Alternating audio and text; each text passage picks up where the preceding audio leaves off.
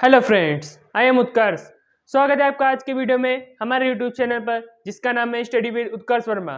तो आज की वीडियो में हम देखेंगे यूपी बोर्ड के जो इंग्लिश का पेपर है, इसका सोल्यूशन देखेंगे। जैसे इसका कोड है 917, पेपर कोड 917, सीरीज जो इसका है 817 AN, समय इसका है 3 घंटे 15 मिनट, पूरा अंक है 70 का। और ये जो इंग्लिश का पेपर है ये नया सिलेबस का है, जो पिछले साल नया सिलेबस आया है, पिछले साल नए सिलेबस में चेंज हुआ है। तो चलिए वीडियो को शुरू करते हैं। कैसे होगा इसका सोल्यूशन देखते हैं।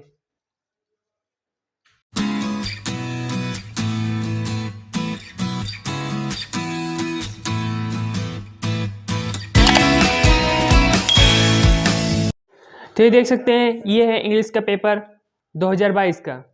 इसका कोड है 917।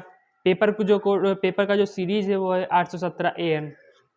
नया पाठ्यक्रम है, न्यू सिलेबस। जो सिलेबस पिछले साल बदला था वो नया सिलेबस का है ये। चलिए पहला क्वेश्चन सॉल्व करते हैं। इसका सेक्शन ए में है रीडिंग। तो सबसे पहले आंसर लिखते समय हम यहाँ पर डालेंगे सेक्शन ए।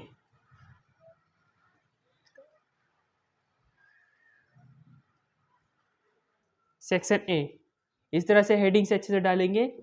फिर उसके बाद यहाँ पर आंसर, जैसे यहाँ पर आंसर नंबर फर्स्ट है ये, तो यहाँ पर आंसर नंबर फर्स्ट डालेंगे। फिर उसके बाद यहाँ पर पहला है ए, आंसर नंबर फर्स्ट का ए, इस तरह से। अब उसको यहाँ पर रीडिंग का दिया है, तो इसमें पहले दिया है read the following passage carefully and answer the questions given below it. तो इससे पहले रीड करना है, उसके बाद क्वेश्चंस का आंसर देना है। तो यहाँ पर जैसे पहले दिया है where is the town called Hamelin. तो यहाँ पर इसमें पढ़िए, यहाँ पर सबसे ऊपर लाइन में लिखा है अ town called Hamelin 500 years ago, A town called Hamelin in North Germany.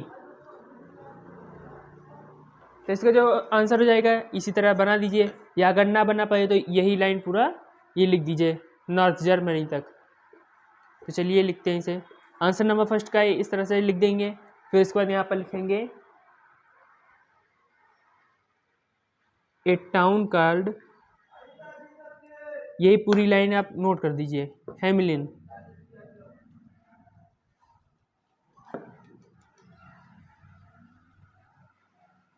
Hamelin in North Germany.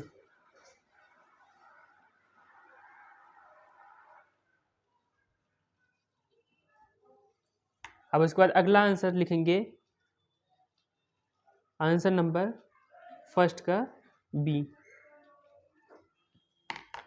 What was the tall man wearing when he entered the hall, what did he ask the. इसमें दो question है यहाँ पर। Where is the town called Hamelin, what did the people of Hamelin to do get rid of rats. तो इसका भी answer इसी में लिखा होगा, इसी में लिखा है, वही यहाँ पर नोट कर दीजिए। अब इसका अगला क्वेश्चन है what was the tall man wearing when he entered the hall, what did he ask the people to pay him. तो यहाँ पर जो इसका आंसर हो जाएगा वो हो जाएगा the people of Hamelin.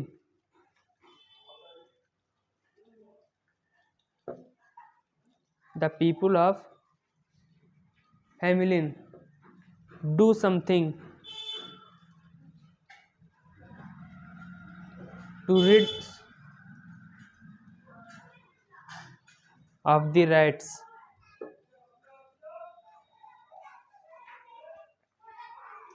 A tall man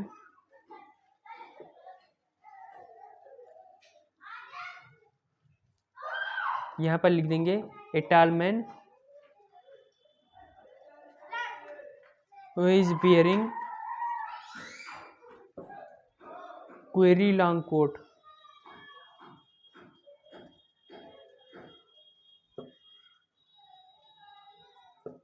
said।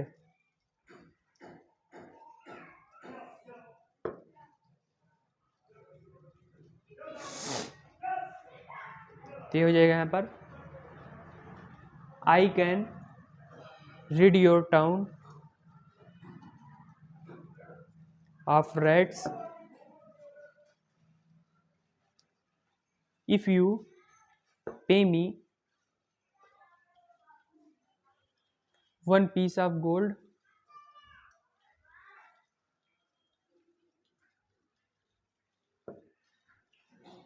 we shall be glad to give you much more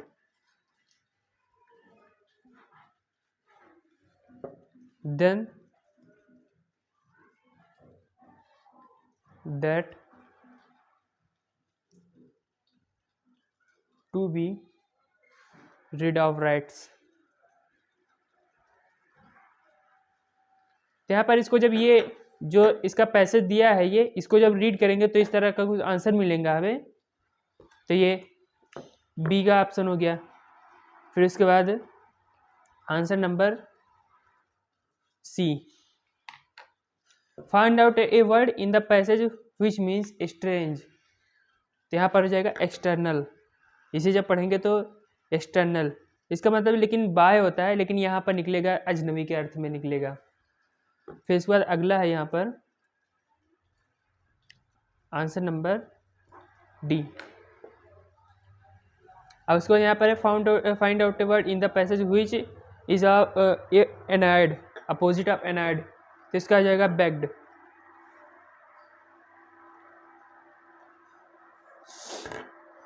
bagged. अब उसके बाद यहाँ से शुरू हो जाएगा सेक्शन बी शुरू हो जाएगा, ये राइटिंग। तो यहाँ पर फिर से हेडिंग से डालेंगे हम लोग सेक्शन बी। अब उसके बाद यहाँ पर है पहला है write a letter to your younger brother advising him not to move anywhere without mask. इसमें दो आर कर दो क्वेश्चन दिया रहेगा, उसमें से एक आपको करना रहेगा। तो यहाँ पर आर करके दिया है write an application to the principal of your school requesting him to provide the facility of indoor games for girls. तो इसे आप लोग लिख लेंगे। इसका एप्लीकेशन की बहुत तरीके से लिखा जाता है। इसको लिखने के लिए यहाँ पर सबसे पहले इसी तरह आंसर नंबर 2 इस तरह से हेडिंग से डालेंगे। अगर आपको ये अथवा वाला लिखना है यहाँ पर जो और करके दिया है तो यहाँ पर 2 को लिख के फिर यहाँ पर और कर देंगे ब्रैकेट में, बस ये हो गया। अब उसके बाद यहाँ पर अगला क्वेश्चन है write a report on an electric scene in about 60 to 80 words. और यहाँ पर फिर आर करके दिया है write an article on the a visit to a zoo in about 60 to 80 words. तो इसका भी कई तरह से लिखा है, तो इसे भी आप लोग लिख लेंगे। ये 6 नंबर का है और जो एप्लीकेशन था वो था 4 नंबर का। तो इसे दोनों को कई तरीके से लिखा जाता है। अब उसको यहाँ से शुरू हो जाता है। इसके बाद सेक्शन सी, यहाँ पर फिर से लिखेंगे सेक्शन सी। अब इसमें पहला दिया है choose the correct option to answer the following question. पहला है Rajesh is an intelligent boy, identify the adjective. तो इसके लिए यहाँ पर हम लिखेंगे सबसे पहले आंसर नंबर 4 का सी, 4 का ए। फिर इस बार यहाँ पर करेंगे जो ऑप्शन सही होगा, जैसे Rajesh is an intelligent boy, identify the adjective. तो इसमें तो इंटेलिजेंट है, तो यह चौथा ऑप्शन सही है, ये 4th ऑप्शन सही है। तो यहाँ पर लिखेंगे इतना आंसर नंबर 4 ऑफ ए। उसके बाद यहाँ पर लिख देंगे intelligent.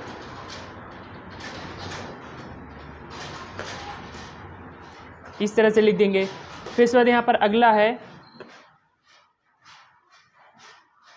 Answer number B, she lives in Mumbai for her studies, identify the verb. तो इसमें पहला है स्टडीज, हर, लिव्स, मुंबई। तो इसमें वर्ब पूछा है, तो इसमें लिव्स होगा, क्योंकि she lives in Mumbai, studies हो ही नहीं सकता, यहाँ पर मुंबई भी नहीं हो सकता, हर भी नहीं हो सकता, यहाँ पर ये प्रोनाउन है। तो यहाँ पर बचा लिव्स, तो लिव्स होगा। तो तीसरा ऑप्शन सही है, तो इसी तरह फिर से लिखेंगे थर्ड लिप्स। अब उसके बाद अगला यहाँ पर है C, the noun form classify is. Classify जो है इसका नाउन, इसको नाउन में किस तरह से लिखा जाएगा, क्लासीफाइंग, क्लासिफिकेशन, क्लासिफाइड, क्लासिकल। तो इसमें से कौन सा क्लासीफाई का नाउन का फॉर्म है? इसमें जो करेक्ट ऑप्शन होगा वो होगा क्लासिफिकेशन, ये सेकंड वाला। तो यहाँ पर सेकंड लिख के फिर क्लासिफिकेशन लिख देंगे।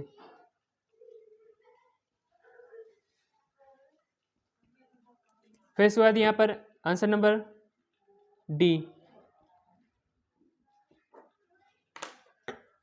इसमें है Sita is taking rest dot dot A टाल ट्री। इसमें हमको प्रीपोजिशन भरना है। तो यहाँ पर दिया पहला under, in, about, with in. तो यहाँ पर जो करेक्ट ऑप्शन होगा वो होगा अंडर। यहाँ पर अंडर भरा जाएगा, फर्स्ट ऑप्शन अंडर।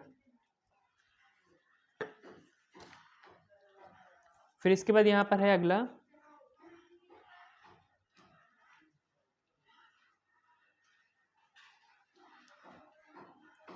ई वाला जो है, उसमें है he went to the market to buy some books, change into present perfect tense. He has been going to the market to buy some books, he has going to the market to buy some books, he goes to the market to buy some books, he has gone to the market to buy some books. तो यहाँ पर जो sentence दिया है he went to the market to buy some books, ये दिया है past indefinite में। ये टेंस, ये जो वाक्य है वो पास्ट इंडेफिनिट टेंस में बना है, और यहाँ पर दिया है प्रेजेंट परफेक्ट टेंस में बदलना है हमें। तो प्रेजेंट परफेक्ट में बदलने के लिए उसका रूल होता है has plus third form, verb की थर्ड फॉर्म। तो यहाँ पर जो उसके हिसाब से, रूल के हिसाब से ये चौथा ऑप्शन सही है। He has gone to the market to buy some books. तो यहाँ पर ऐसे फिर से लिखेंगे, fourth option he has gone to the market to buy some books।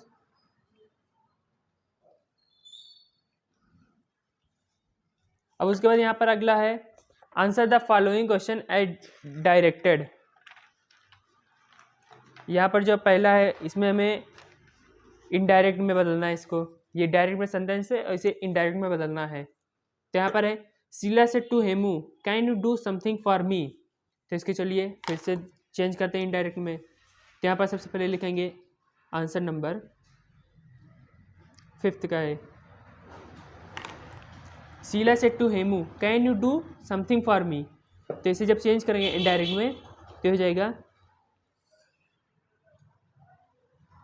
Sheila asked Hemu if.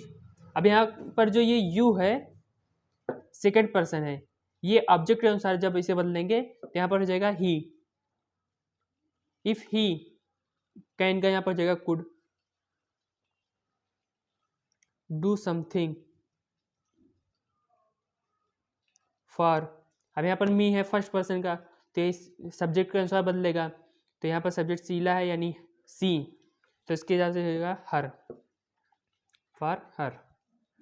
ये चेंज हो गया इनडायरेक्ट में। अगला है, इसे हमें पैसिव वॉइस में बदलना है। एक्टिव में दिया है, इसे पैसिव वॉइस में बदलना है। हु रोड द एप्लीकेशन, तो इसका हो जाएगा by whom was the application written.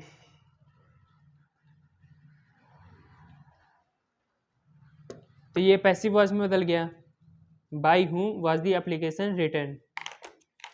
अब उसको यहाँ पर है सी है punctuate the following using capital letter wherever necessary. तो चलिए इसे भी देखते हैं। आंसर नंबर फिफ्थ का सी,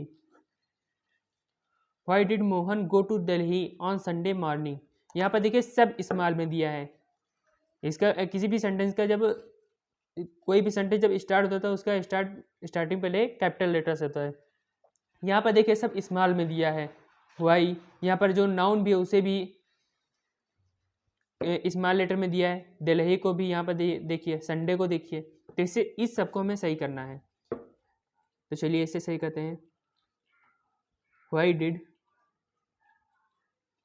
Mohan go to Delhi on Sunday. Morning.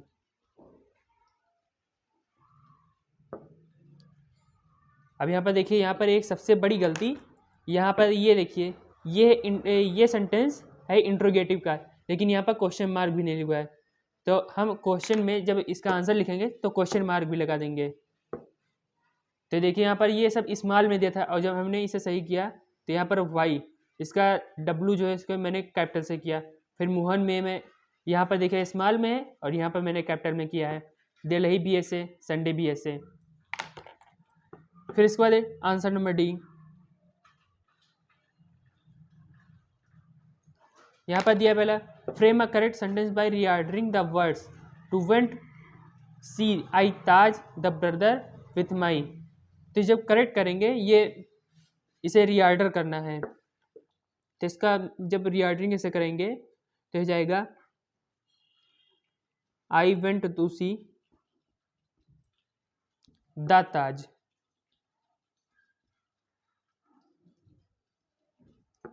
With my brother.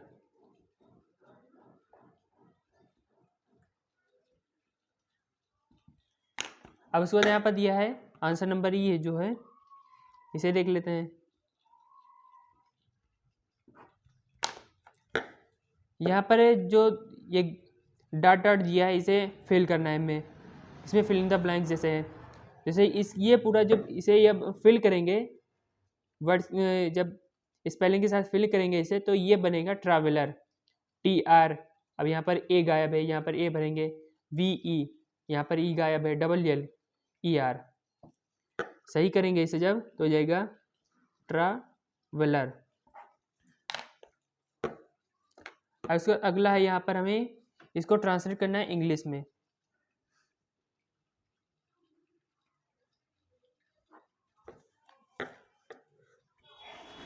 Doctor Johnson England के विद्वान थे। उन्होंने अंग्रेजी का पहला शब्दकोश लिखा। वह बहुत घमंडी थे और किसी को भी अपने जैसा विद्वान नहीं मानते थे। एक बार वे एक कॉफ़ी हाउस की छत से उतर रहे थे और गोल्ड स्मिथ, जो कि एक कवि थे, सीढ़ियों पर चढ़ रहे थे। जॉनसन बहुत मोटे थे, इसलिए गोल्ड स्मिथ ने कहा, कृपया रास्ता दीजिए।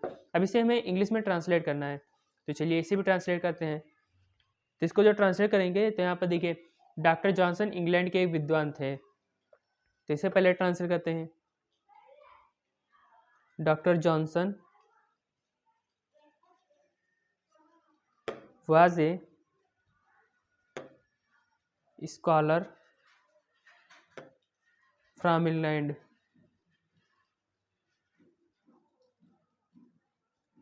उन्होंने अंग्रेजी का पहला शब्दकोश लिखा। He wrote the first dictionary of English. उन्होंने अंग्रेजी का पहला शब्दकोश लिखा। वह बहुत घमंडी थे। He was very proud.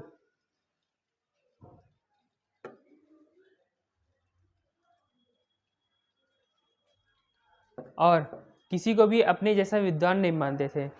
And did not consider anyone as a scholar like himself.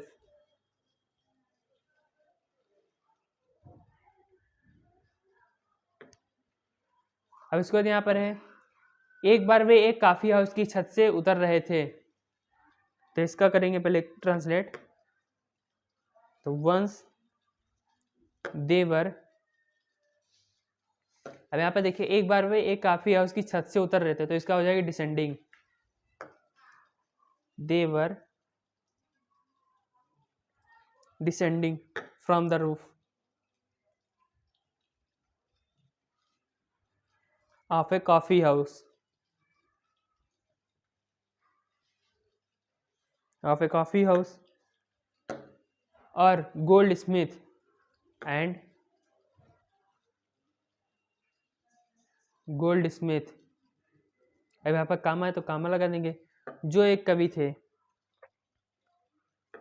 Who was a poet,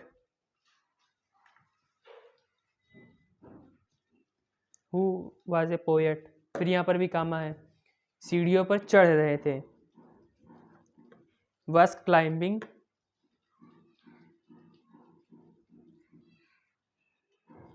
the stairs।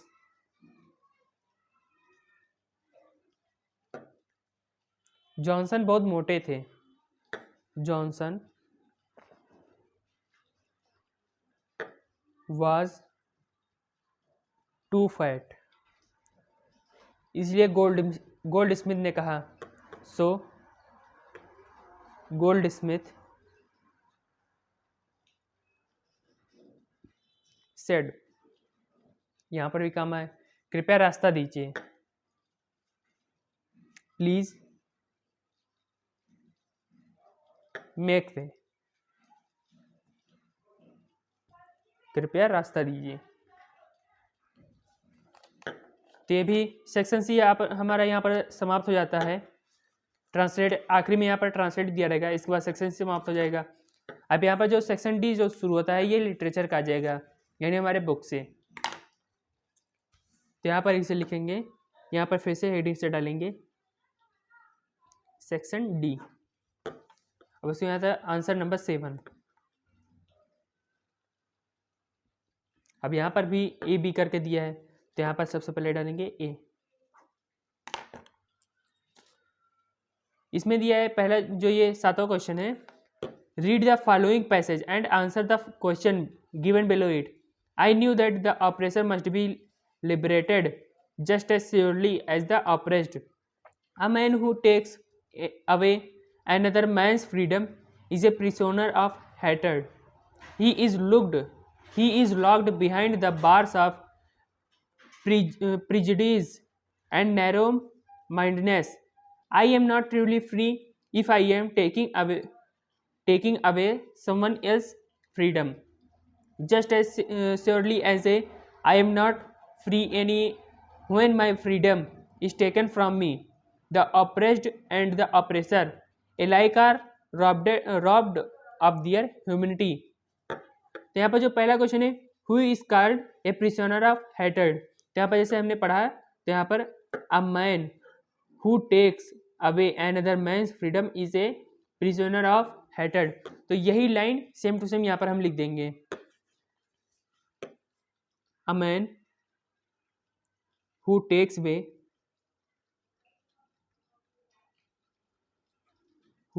away another man's freedom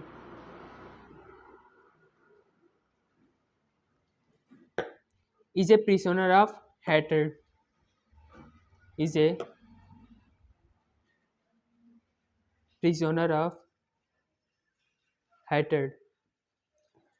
अगला क्वेश्चन है यहाँ पर, इसका बी पार्ट देख लेते हैं। Who are robbed of their humanity। तो इसे जब पढ़ रहे तो यहाँ पर जो आखिरी लाइन है इसका, the oppressed and the oppressor alike are robbed of their humanity। तो ये सेम टू सेम लाइन यहाँ पर हम लिख देंगे, the oppressed and the oppressor alike are robbed of their humanity। तो यहाँ पर ये आंसर नंबर 7 ये कंप्लीट हो चुका। अब यहाँ पर क्वेश्चन नंबर 8 देख लेते हैं। यहाँ पर लिखेंगे आंसर नंबर 8। यहाँ पर भी ये 2 पार्ट में दिया है, लेकिन यहाँ पर जो 8वां क्वेश्चन है वो दिया है answer one of the following question in about 60 words. इस 2 क्वेश्चन दिया है जिनमें से हमें केवल एक करना है। तो यहाँ पर या तो आप ए कीजिए या तो बी कीजिए। हम यहाँ पर सॉल्व करेंगे ए को।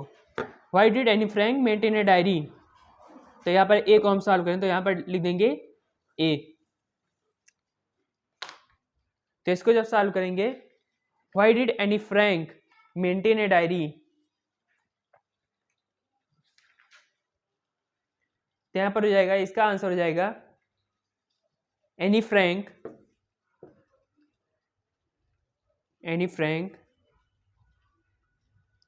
was feeling alone.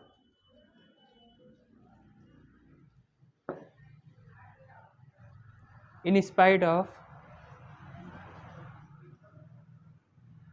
having her parents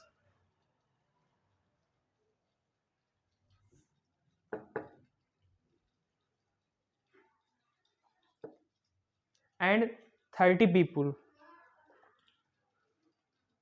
30 people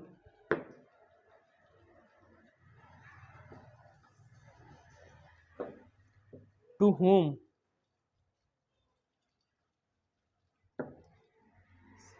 she could call her friend, and she did not have a real friend. जैसे कि इस कहानी को आप जब पढ़ेंगे तो यहाँ पर इसका जो निष्कर्ष निकलता है, कंक्लूजन जो निकलता है वो ये निकलता है एनी फ्रैंक का कोई वास्तविक दोस्त नहीं था, यानी रियल फ्रेंड कोई नहीं था, इसलिए वो डायरी को अपने मेंटेन करती थी। तो यहाँ पर फुल स्टॉप लगाकर सो अब यहीं से ये क्वेश्चन का why did Anne Frank maintain a diary, so Anne Frank maintained a diary, यहीं से ये लाइन उठाकर यहाँ पर लिख देंगे। So Anne Frank maintain a diary. ये आंसर नंबर 8 कंप्लीट हो चुका। अब यहाँ पर आंसर नंबर 9 जो है यहाँ पर फिर से लिखेंगे आंसर नंबर 9। यहाँ पर जो इसका है ए, इसमें भी 3 क्वेश्चन दी जिनमें में से हमें 2 को करना है। यहाँ पर पहले लिख दिया है answer any 2 of the following question in about 25 words. यहाँ पर 3 क्वेश्चन दिए जिनमें से हमें किन्हीं 2 को करना है, तो इसका भी चलिए आंसर देख लेते हैं। तो इसमें पहला है why was Lencho angry when he received the letter, तो इसका जो आंसर हो जाएगा Lencho became angry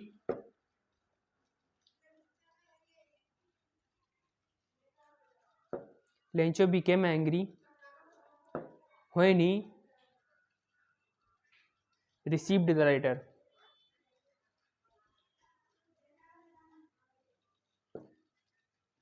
Because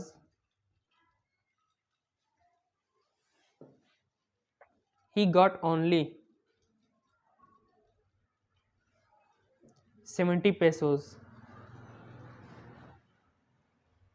in place of 100 pesos।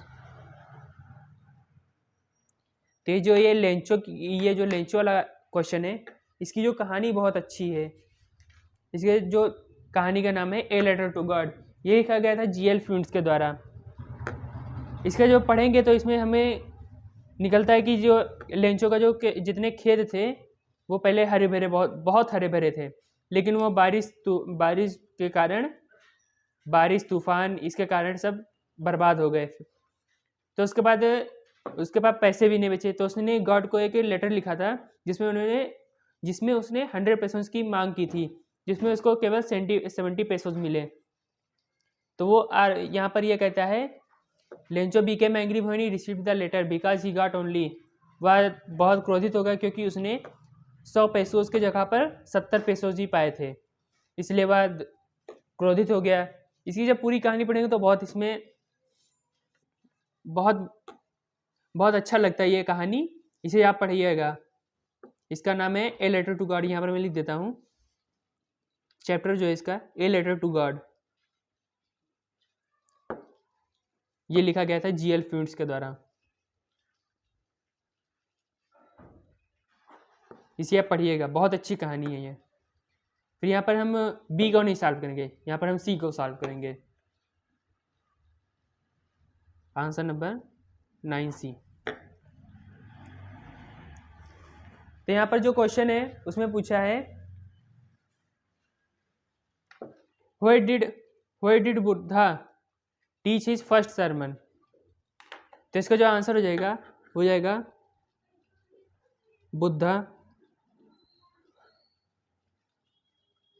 taught his first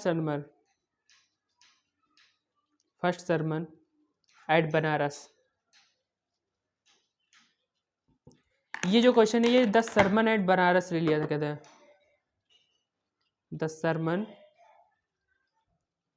eight Banaras, इस चैप्टर से लिया गया था क्वेश्चन। अब उसके बाद यहाँ पर आंसर नंबर 10 है, यहाँ पर आंसर नंबर 10 लिखेंगे।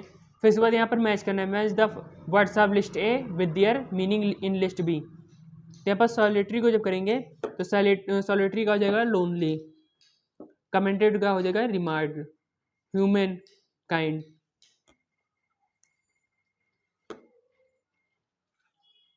तो यहाँ पर इसे लिखेंगे, यहाँ पर आंसर लिख दिए। फिर उसके बाद यहाँ पर लिखेंगे सॉलिटरी, फिर यहाँ पर ऐसे तीर लगाएंगे एक, लोनली। लिस्ट बी का जो करेक्ट ऑप्शन है वो लिख देंगे यहाँ पर, कमेंटेड।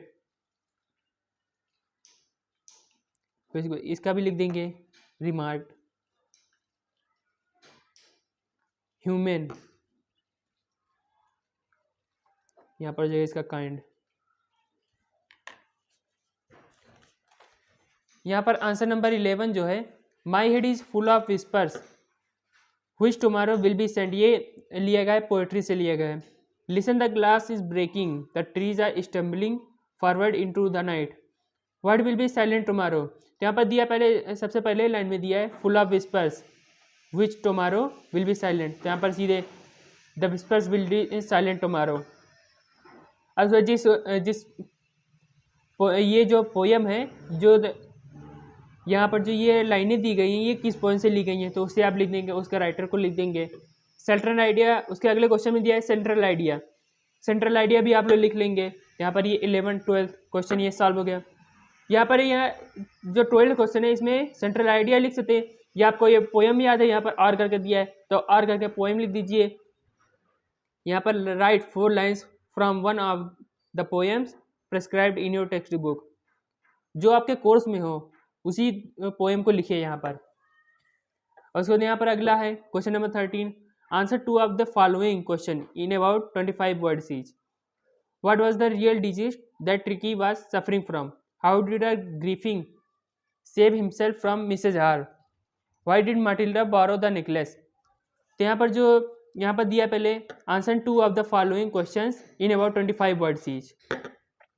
तो इसमें किन्हीं भी 2 क्वेश्चन का आप सॉल्व कीजिए, या ए बी को सॉल्व कीजिए, बी सी को सॉल्व कीजिए, या ए सी को सॉल्व कीजिए, जो आपकी मर्जी है इसमें सॉल्व कीजिएगा। Answer 1 of the following question in about 60 word, यहाँ पर दिया है कि 2 क्वेश्चन दिए हैं, इनमें से केवल एक क्वेश्चन करना है। Give a characteristic of Hari Singh का आप यहाँ पर कैरेक्टरिस्टिक लिख सकते हैं। Discuss the role of madam Forrester in story the necklace जो स्टोरी है उसमें मैडम फॉरेस्टर जो है उनका रोल लिखना है हमें। तो ये भी आप कर लीजिएगा। इन दोनों क्वेश्चंस का आंसर कई तरह से हो सकता है, इसलिए मैंने यहाँ पर छोड़ दिया है, जो आपको जिस तरह से सही लगे वो आप लिख लीजिएगा। आंसर नंबर 15, क्वेश्चन नंबर 15 है यहाँ पर, point out true and false in the following statement. Griffin carried out the experiment to prove that the human body could disappear. और उसके बाद अगला यहाँ पर है, Mrs Hall was not convinced that the room was haunted by spirits. तो यहाँ पर जो Griffin carried out the experiment to prove that the human body could disappear. तो यहाँ पर ये आंसर नंबर 15। फिर यहाँ पर जो ऐसे फर्स्ट लिखेंगे फिर सेकंड, यहाँ पर Griffin carried out the experiment to prove that the human body could disappear, यहाँ पर लिख देंगे true. Mrs Hall was not convinced that the room was haunted by spirits, ये फॉल्स है। यहाँ पर जो मिसेज हॉल है वो कन्विंस्ड होती that the room was haunted by spirits, false. अब सुनिए यहाँ पर अगला जो क्वेश्चन है वो ऑप्शन है, select the most suitable alternative to complete the following statement. Bholi was the daughter of, यहाँ पर ऑप्शन में दिया कलेक्टर रामलाल, तहसीलदार रामलाल, इंस्पेक्टर रामलाल, नंबरदार रामलाल। तो इसमें जो करेक्ट ऑप्शन होगा वो नंबरदार रामलाल होगा। तो आंसर नंबर 16 यहाँ पर लिखेंगे। फिर उसमें यहाँ पर फर्स्ट इसमें जो ऑप्शन सही है नुम्बरदर रामलाल, तो ये आप ये यहाँ पर लिख देंगे।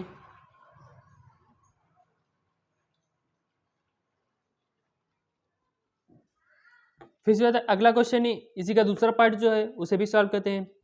Ramlal had 2 sons and a daughter, 1 son and 2 daughters, 3 son and 4 daughters, a son and a daughter। तो यहाँ पे जो करेक्ट ऑप्शन होगा वो होगा ये थर्ड वाला, 3 sons and 4 daughters। तो यहाँ पर सेकंड का लिखेंगे 3 sons and 4 daughters।